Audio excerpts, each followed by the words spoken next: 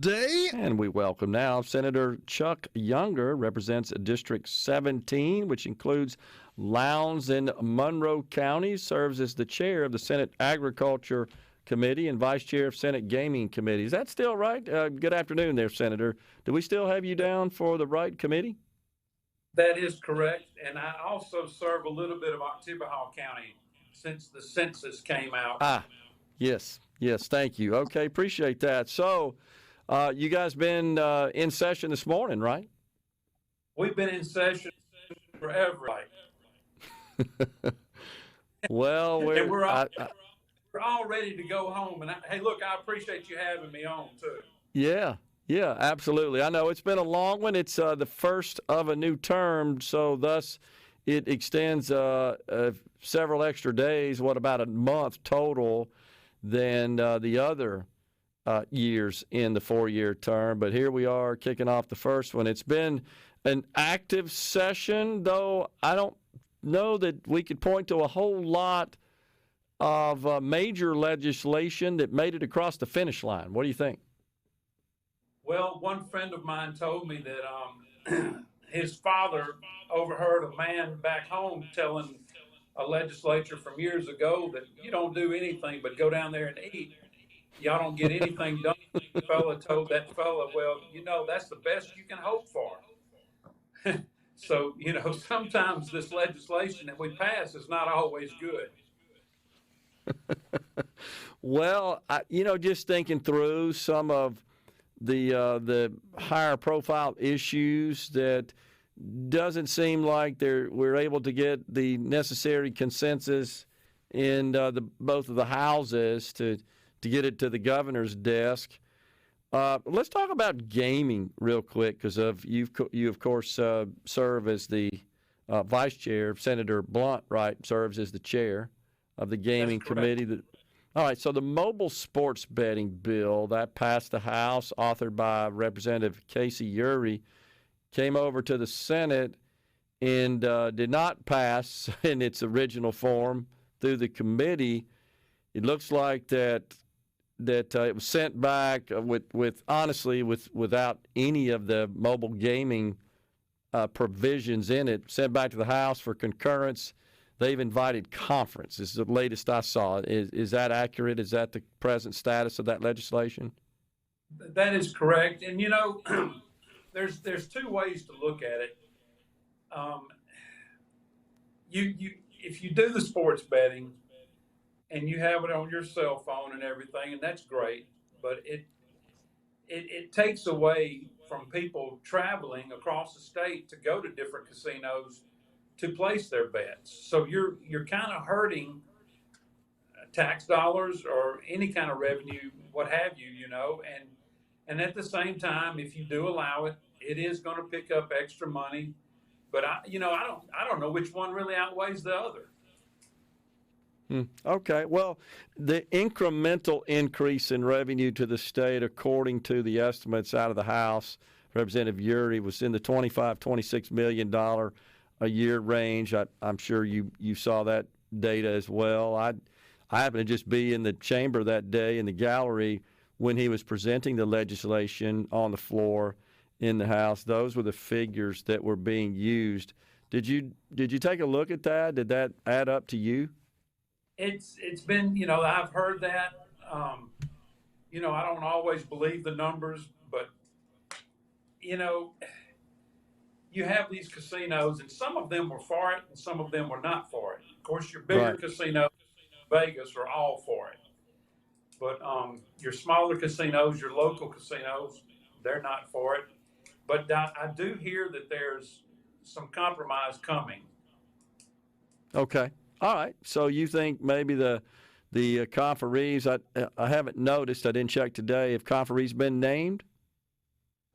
They have on our side. Okay. I think it's Senator Blunt, Senator Thompson, and I. Okay. I think that's correct. But okay. So we're waiting for the House. Yes, it's a two-edged sword, though. I mean, you're talking about a lot of revenue with people just going to the casinos, and that's your brick and mortar. and I'm always for the brick and mortar buildings, whether it's casinos or businesses back home. I see. Okay, so I'm assuming, given that last year you were a no, or perhaps it was a yay on the bill pertaining to sale of vehicles in the state that requires new vehicles to be sold by franchise organizations or third parties other than the manufacturer of those vehicles, and it must be sold at a retail brick and mortar outlet. We had legislation that would have opened that up to allow the direct purchase from a manufacturer, say online, for example, and that was defeated. That did not get through. That's right. I was for the homeboys. Yeah. So I was for my local car dealerships. Yes. Okay. Boy, I wish I would have had that when I was in business, because it was an absolute free-for-all where anybody could sell anything to anybody. And we didn't have those kinds of protections from the government, which just makes for a very robust free market. We can debate that later. What's going on in the Agriculture Committee? Anything specifically there that you're tracking that looks like it's going to get through? Hey, we're non-confrontational. Senator Pygott is a great guy, Bill Pygott. He and I get along real well. Of course, everybody likes to eat, so agriculture doesn't have a lot of confrontation. We just try to do what's right for the farmers and for the people that are in the business. We have one bill, the grading bill for elevators, to all get their license to grade the equally from USDA, and that's going to just put everybody on the equal playing ground for all your elevators. They're going to all get USDA taught or educated on how to grade the same, and it'll just put everybody on an equal tier. Okay. All right. Anything else coming out of the on the agricultural side of things that is in the offing here?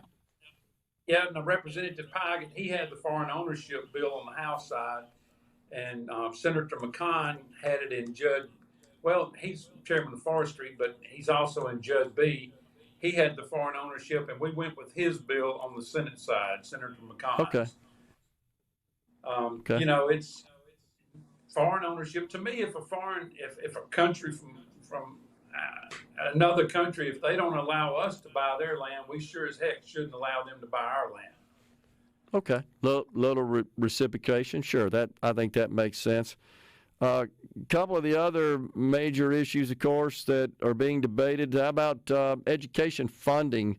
I think we may not get something done, I fear, before Sine Die on that. The gap is so big. We might not. Of course, that's half of our budget you're talking about. Yeah. And I'm not sure if Senator DeBar and Representative Robertson have come to from what I hear, they have not come to equal agreement. But we still have a few days left, and both of those are good guys, and I hope they can come together on something.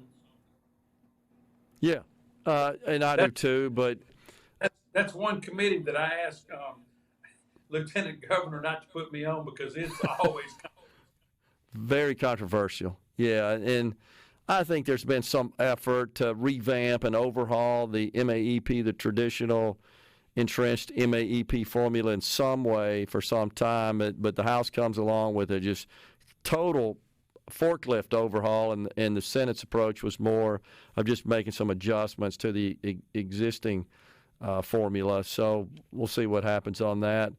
What about the issue of Medicaid expansion? We got obviously two totally different approaches there. I should say it's not totally different approaches. Really, the major difference between the Senate and the House in this case is just who would be eligible based on their income. The Senate would extend eligibility up to 100%, the House to 138, so-called full expansion.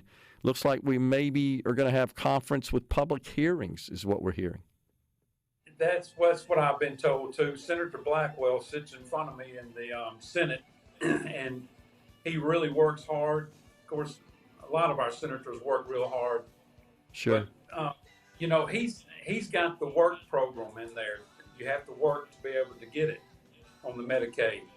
Yeah. And that's one of the reasons I voted for it. I really wasn't too excited about voting for it, but I thought that was good if you had people working and they're not making a whole lot of money to help them out on that, on their Okay. health issue. All right, Senator, we appreciate you joining us. We got to go, but I know you guys are busy, and we appreciate your service and all your hard work, and I'm sure we'll be talking some more soon. Thanks a lot. Hey, take care, Gerard. Thank you. Appreciate it. Senator Chuck Younger from District 17 has been our guest. We're coming right back.